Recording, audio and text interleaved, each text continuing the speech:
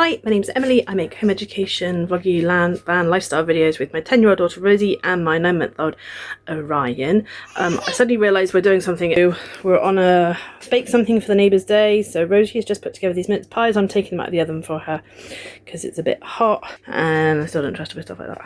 So for those of you who have followed us for a while, you know we have a random acts of kindness, which is this thing. I am keen to keep this in our new traditions because I think it's good for the children to think of others each day rather than actually see the whole season as about themselves. So if you guys have any ideas of how to link this in with Yule, I don't mean just the 9 days or anything like that, I still mean like the whole month. Maybe we add a couple of extra doors or something, or we make our own. I'm just keen for it to not be just 9 days.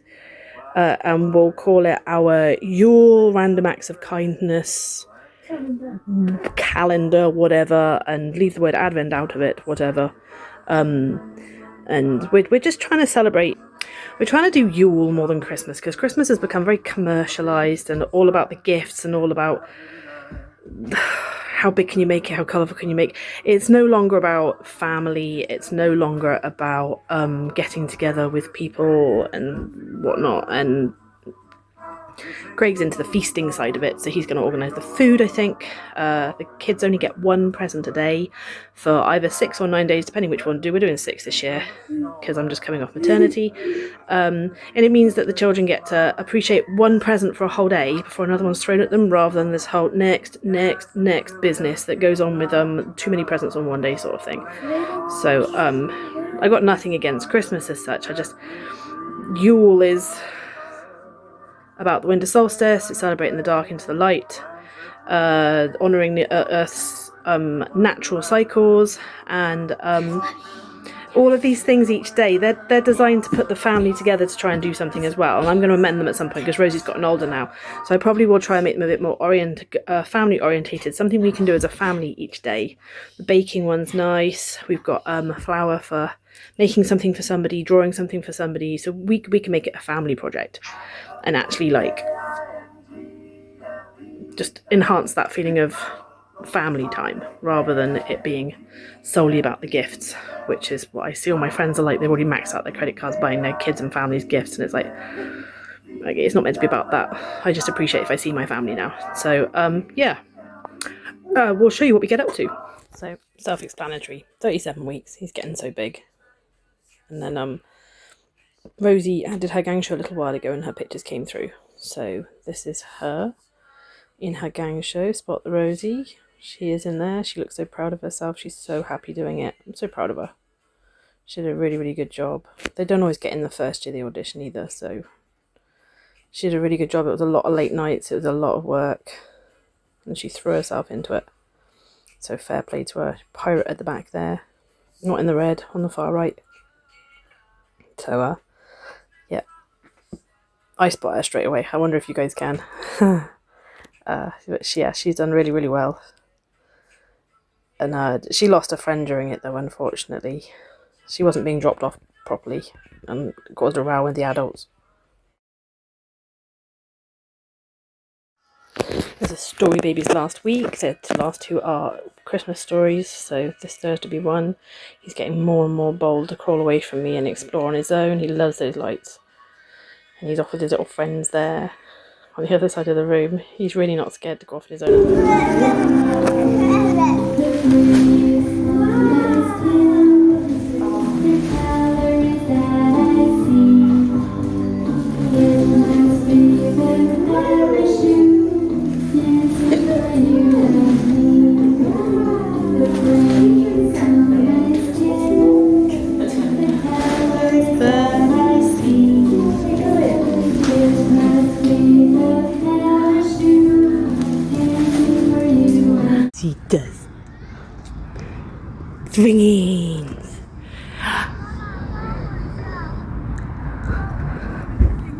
Swings!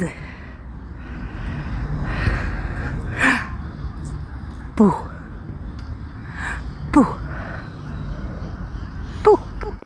We went from the swinging park to stand on a bridge. We sat on a bridge and looked at the water, and then Orion did some practicing standing on a bench. He really enjoyed doing that, walking up and down it, and then he sat in a tree. Jump! Jump, jump, jump. Jump! Hee Looking at things.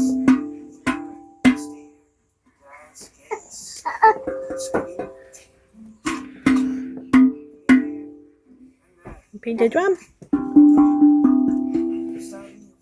I finally learned to read these two eyeballs. And then this morning, we decided it was too nice to just stay in, so we went to the little park closer to us, and Rosie's holding him very, very still. And then we went round to a church playgroup thing where Orion enjoyed exploring, and then he enjoyed banging their wall with a stick of butter that he found. Stick of butter. Look at that. You did it!